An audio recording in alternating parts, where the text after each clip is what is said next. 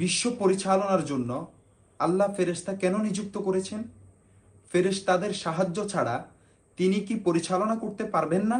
বস্তুত আল্লাহ তাআলা সর্বশক্তিমান ও সব কিছুর উপর ক্ষমতাবান হওয়া সত্ত্বেও তিনি ফেরেশতাদের মাধ্যমে পরিচালনা করার পিছনে অনেক হিকমা রয়েছে। তন্মধ্যে অন্যতম হচ্ছে মানুষ, জিন ও মাখলুকাতকে নিজেদের জীবন কিভাবে পরিচালনা করবে তা শিক্ষা দেওয়া। আল্লাহ এটি বুঝাতে চাচ্ছেন যে আমার কারো সাহায্য নেওয়ার প্রয়োজন নেই, তারপরও তোমাদের ইহকাল ও পরকালের ইলাহ কর্তৃক বিষয়গুলো আমি ফেরেশতাদের মাধ্যমে নিয়ন্ত্রণ করছি, শুধু এটি শিক্ষা দেওয়ার জন্য যে তোমাদের পারিবারিক, সামাজিক, রাষ্ট্রীয় ও আন্তর্জাতিক বিষয়গুলো সুবিন্যস্তভাবে পরিচালনা করতে ব্যক্তি বা দল বিশেষকে তোমরা ভিন্ন ভিন্নভাবে দায়িত্ব দিবে।